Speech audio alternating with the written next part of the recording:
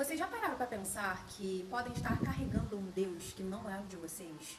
Quando somos criança, nós somos ensinadas sobre deuses. E algumas pessoas colocam dentro de nós o Deus que elas carregam, que elas têm como verdade. Então, por fidelidade paterna, materna ou familiar, nós acabamos adquirindo os mesmos princípios, né? Adquirindo ali a crença religiosa daquelas pessoas que são importantes pra gente. E para que a gente não as magoe, não entristeça essas pessoas, acabamos que por aceitar aquilo que eles consideram como certo. Mas eu quero te contar um pouquinho da minha história e como eu signifiquei isso tudo. Então, meus amores, eu conheci um Deus, né? Pelos meus antepassados que me apresentaram. Um Deus ditador, um Deus carrasco que estava o tempo todo analisando o meu comportamento para saber se eu ia ou não herdar o reino do céu, né? Esse Deus, ele estava ditando as regras da minha vida e eu tinha que ser obediente. Então, assim, quando eu fiz parte de uma congregação, tinha essa doutrina, né? Que você não pode cortar cabelo, não pode fazer marca de biquíni, não pode colocar maquiagem, não pode colocar acessórios, nem fazer unha. Isso tudo era taxado como pombagira. Se eu colocasse um batom, uma unha vermelha, era taxado como se eu estivesse com o espírito da pombagira. Colocasse uma lingerie pro maridão, não pode porque é o espírito da sensualidade. Isso tudo, gente, eram crenças enraizadas que cresceram comigo ao longo dos anos, né? E esse Deus que me apresentaram, ele era um Deus que me castigava, né? Se eu errasse, eu ficasse pecando e o pecado tinha nome. Dançar era pecado, ouvir música secular era pecado. Esses tipos, né, de acessórios, cabelo, tudo que eu fizesse contrário era pecado. Idolatria também era pecado, então não podia ir em show assistir o cantor que eu admirava porque era idolatria. Então, eu comecei a ter uma crise existencial, porque todo mundo podia, menos eu, sabe? Por que eu não podia na igreja de fulano? Pode, ciclano pode, a igreja que eu congrego não. Só que eu não escolhi aquilo. Eu não sabia o que era amor, que tem base no respeito. Eu não sabia o que era isso. Então, eu fui criada para obedecer.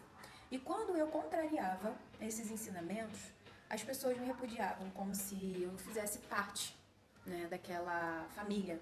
Então eu entendia, né, que para ser pertencente eu precisava seguir alguns padrões. Na fase da adolescência, nessa transição de idade, pensamento, eu comecei a ter autoestima mais elevada. E com isso eu queria me produzir, fazer cabelo, marca de biquíni, tudo que era contrário aos princípios. Então eu virei uma pessoa rebelde, cheia de rótulos, né? E problemática. E assim, eu assumi essa identidade para mim como verdade.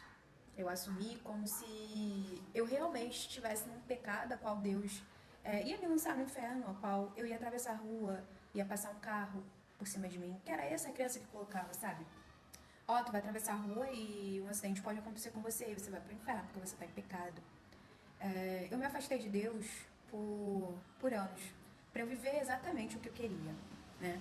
E quando eu, em 2009, tive uma crise existencial profunda, a ponto de ter uma pequena depressão não diagnosticada, mas baseada naquilo que eu conheço como uma depressão, eu tentei até suicídio, mas eu não tive êxito por lembrar que eu tinha uma filha. E eu não sabia como seria o fim dessa criança, sabendo que a mãe se matou. Então, por amor a ela, eu precisei ligar para uma pessoa que foi lá e me deu combustíveis para eu continuar caminhando. Essa pessoa me ajudou a restaurar minha mente, né? E eu falei, bom, eu tenho que me conectar com Deus. Embargada, cheia de medo de acessar Ele, eu fiz uma pequena oração. Senhor, me dê mais uma chance, me dê uma oportunidade, eu preciso mudar. E Deus fez uma reviravolta na minha vida. Me colocou para trabalhar em um lugar onde o presbítero da igreja era o cozinheiro do lugar onde eu trabalhava.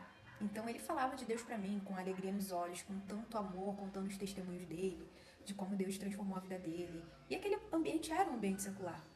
E ele falava: o que, que tem eu trabalhar para ímpio? Isso não significa nada. Deus não faz acepção de pessoas. Deus, ele ama a todos igual. E aí, uma vez, tocou um samba e ele começou a sambar, gente. Fiquei encantada com tanta autenticidade. Uma pessoa que estava de frente a um trabalho, né, evangélico.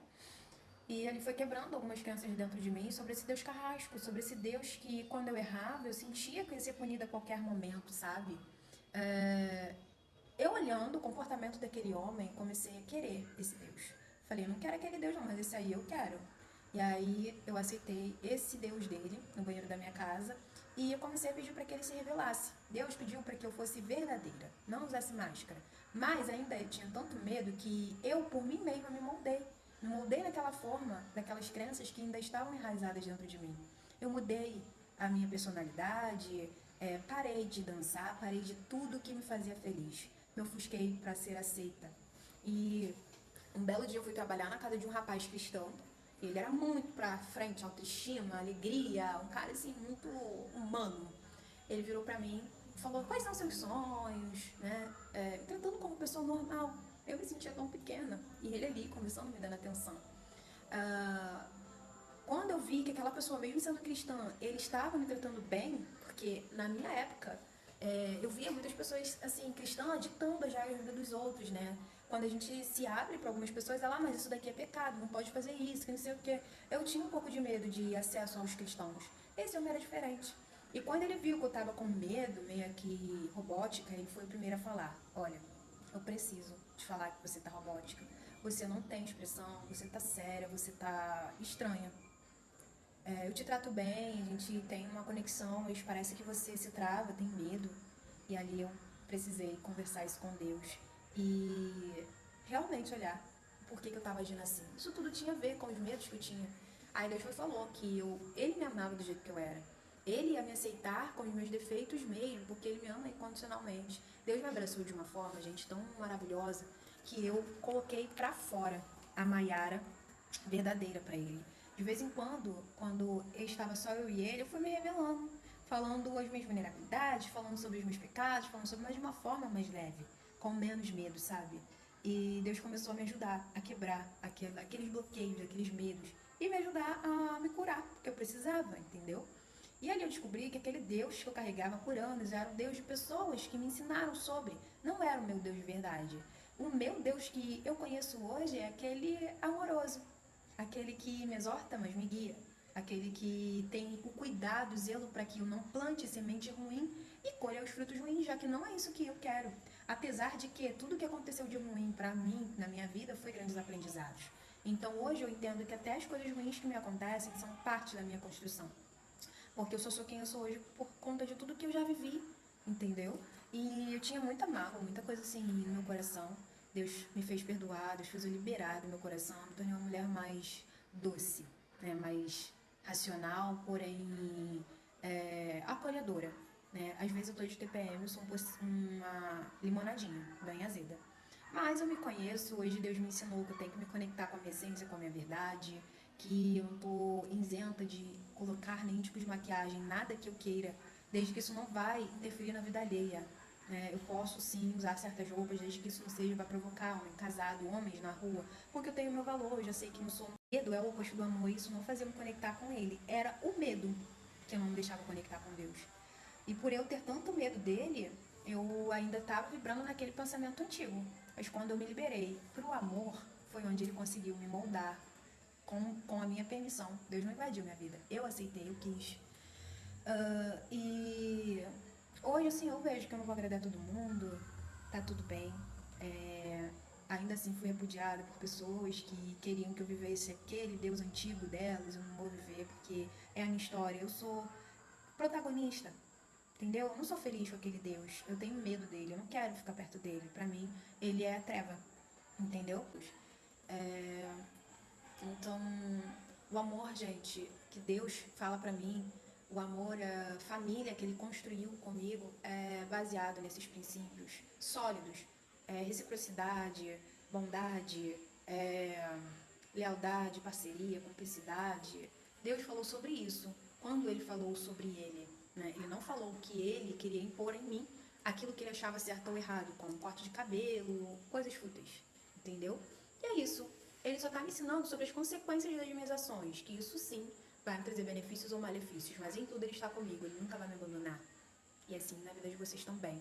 Então, antes de vocês se agarrarem a esse Deus que nem de vocês são, procure ver se é isso mesmo.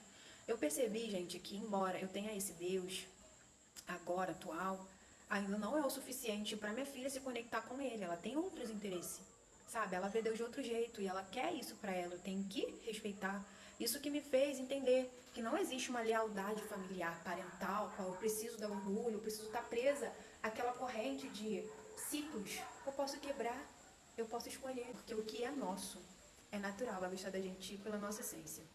E é isso. Eu aprendi muito e também eu era um pouco daquele Deus antigo.